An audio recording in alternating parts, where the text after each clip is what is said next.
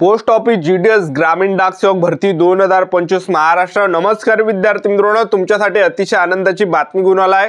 Post office GDS ग्रामीण डाक सेवकच्या 21,413 जागांसाठी भरती निघालेली आहे।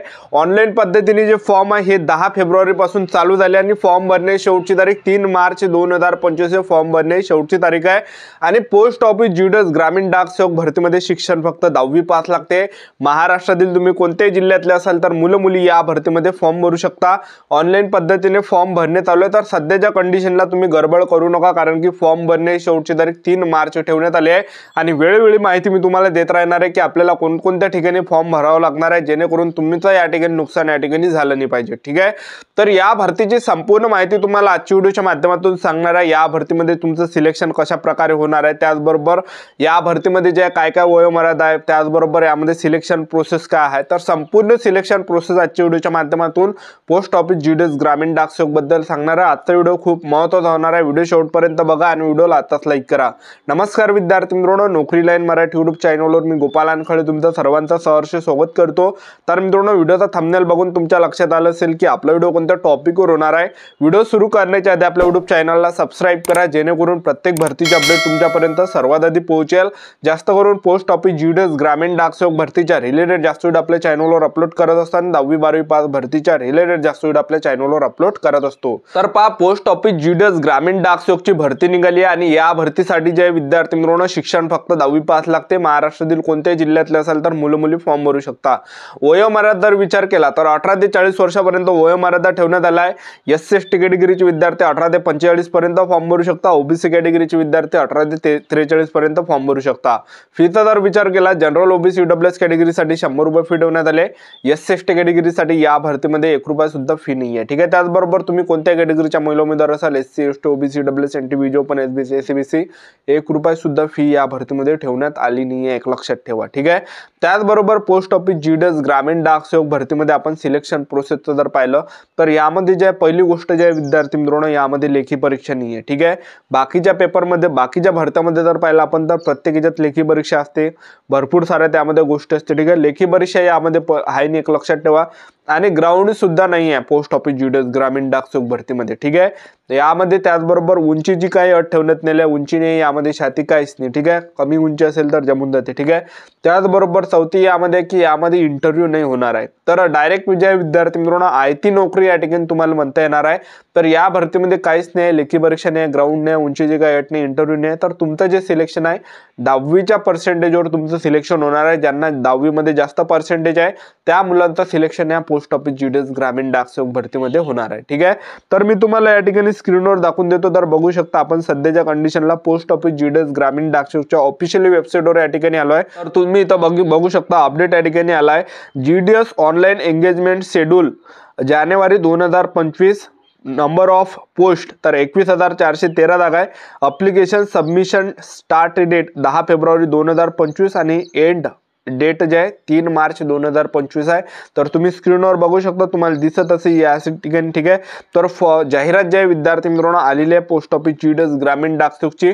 आणि मी तुम्हाला याच्या अगोदर पासून सांगितलं होतं की पोस्ट ऑफिस जीडीएस ग्रामीण डाक सेवकची जी भरती आहे हे जानेवारी ते फेब्रुवारी महिन्यामध्ये निघणार आहे। मी याच्या अगोदर तुम्हाला जे 3-4 व्हिडिओमध्ये मी तुम्हाला सांगितलं होतं आणि आपला जो अंदाज आहे विद्यार्थी मित्रांनो या ठिकाणी 100% जे खरं या ठिकाणी लागलाय असं म्हणता या ठिकाणी येणार आहे। ठीक आहे, तर अगोदरपासून सांगून आलो होतो की तुम्हाला हे जानेवारी ते फेब्रुवारी महिन्यापर्यंत पोस्ट ऑफिस जीडीएस ग्रामीण डाक सेवकची भरती पाहायला भेटणार आहे।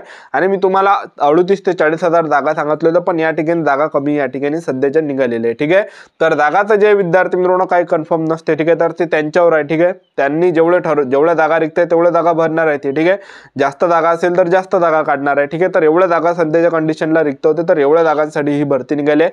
तर तुम्हाला खचून जायचं नाही, कारण की महाराष्ट्रामध्ये 7 लिस्ट ज्या पोस्ट ऑफिस जीडीएस ग्रामीण डाक सेवकच्या लागत असते। ठीक आहे, पहिल्या लिस्टमध्ये झालं सिलेक्शन, दुसऱ्याने झालं, तिसऱ्याने झालं, चौथ्याने झालं, पाचव्याने झालं, सहाव्याने झालं, तर 7व्या लिस्टमध्ये जे काय काय विद्यार्थ्यांचं भरपूर विद्यार्थ्यांचं सिलेक्शन त्या ठिकाणी होते। ठीक आहे, आणि दरवर्षी हजारो विद्यार्थ्यांचं पोस्ट ऑफिस जीडीएस ग्रामीण डाक सेवक भरतीमध्ये सिलेक्शन होते। ठीक आहे, त्यानंतर मी तुम्हाला या ठिकाणी दाखवून देतो यामध्ये जे 3 पद आहे। पहिले जे पद आहे जे आहे ब्रँच पोस्ट मास्टरचं पद आहे, यामध्ये सिलेक्शन झालं तर पगार तुम्हाला 12,000 ते 29,000 पर्यंत भेटणार आहे. दुसरं पद आहे असिस्टंट ब्रँच पोस्ट मास्टर, यामध्ये सिलेक्शन झालं तर 10,000 ते 24,000 पर्यंत पगार भेटणार आहे. डाक सेवकचं पद आहे, डाक सेवकमध्ये सिलेक्शन झालं 10,000 ते 24,000 पर्यंत पगार भेटणार आहे. तर तुमचं सिलेक्शन झाल्यावर कोणकोणतं काम तुम्हाला करावं लागणार आहे, तर पोस्ट मास्टरमध्ये सिलेक्शन तुमचं झालं तर तुम्हाला ऑनलाईन ऑफलाईन लेनदेनचं तुम्हाला काम करावं लागणार आहे. डाक उत्पादन आणि सेवाचं वितरण तुम्हाला या ठिकाणी करावं लागणार आहे. रेकॉर्ड हँडलाईन डिव्हाइस मोबाईलचं ध्यान तुम्हाला ठेवावं लागणार आहे, हे काम करावं लागणार आहे. आणि पगार तुम्हाला 12,000 ते 29,000 पर्यंत भेटणार आहे, जे की सर्वात बेस्ट आहे. ठीक आहे. त्यानंतर पहा असिस्टंट ब्रँच पोस्ट मास्टरमध्ये सिलेक्शन झालं, तिकीट आणि स्टेशनरीची विक्री तुम्हाला करावं लागणार आहे. डाक डिलिव्हरी तुम्हाला करावं लागणार आहे. सरकारी योजनेचा घरी घरी जाऊन तुम्हाला प्रचार करावा लागणार आहे. तर आपण जर पाहिलं पोस्ट ऑफिस GDS मध्ये, तर त्यांचे जे आहे आपण जर पोस्ट ऑफिसमध्ये गेलो तर भरपूर त्यांच्या काही अशा योजना राहते, तर त्यांचा प्रचार प्रसार यामध्ये करावा लागते. आणि पगार सुद्धा 10,000 ते 24,000 पर्यंत भेटणार आहे. ठीक आहे. त्यानंतर डाक सेवकचं पद आहे, तर डाक सेवकमध्ये तुमचं सिलेक्शन झालं, तुम्हाला जे काम करावं लागणार आहे स्टॅम्पची विक्री तुम्हाला करावं लागणार आहे. डाक डिलिव्हरी तुम्हाला करावं लागणार आहे. रेल्वे मेल सर्व्हिसचं ऑफिसचं छटाईचं काम तुम्हाला या ठिकाणी करावं लागणार आहे. आणि पगार 10,000 ते 24,000 पर्यंत भेटणार आहे, जे की सर्वात बेस्ट या ठिकाणी आहे. ठीक आहे. त्यानंतर पहा विद्यार्थी मित्रांनो, पोस्ट ऑफिस GDS ग्रामीण डाक सेवकची जे जॉब आहे, तर एकदम जे शाही ड्युटी जे आहे हे म्हटलं जाणार आहे. कारण की 4 घंटेची ड्युटी असते. यामध्ये सकाळी 10 वाजता ते ऑफिस उघडते. 10 वाजता ऑफिस उघडल्यानंतर ते 2 वाजेपर्यंत ऑफिस बंद करून देते, कुलूप लावून चालले जाते. ठीक आहे.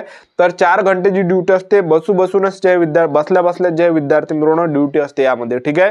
आणि जास्त तुम्ही ग्रामीण भागामध्ये जर पाहिलं तर त्यांच्यावर जास्त जे विद्यार्थी मित्रांनो कामाचा प्रेशर त्या ठिकाणी नसते.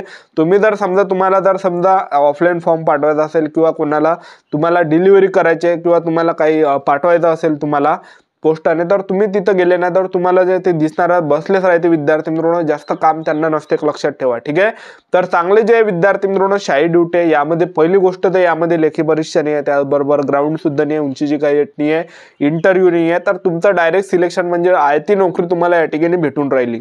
तर यामध्ये डायरेक्टच आपलं सिलेक्शन होते 10वीच्या पर्सेंटेजवर. 10वीमध्ये जर जास्त पर्सेंटेज असेल तुम्हाला तर नक्कीच तुमचं या ठिकाणी सिलेक्शन या ठिकाणी होणार आहे, लक्षात ठेवा. ठीक आहे. आणि यामध्ये कसं आहे विद्यार्थी मित्रांनो, सरकारी नोकरी किती जर आपण म्हटलं तर सरकारी नोकरी आहे, लक्षात ठेवा. ठीक आहे.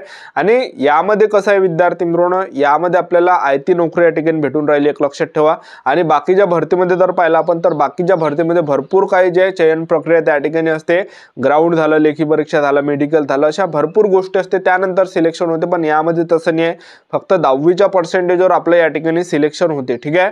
आणि पगार सुद्धा यामध्ये चांगला आहे, जवळपास 12,000 ते 29,000 पर्यंत सुद्धा ब्रँच पोस्ट मास्टरला पगार आहे. आणि डाक सेवकला 10,000 ते 24,000 पर्यंत सुद्धा यामध्ये पगार आहे. ठीक आहे.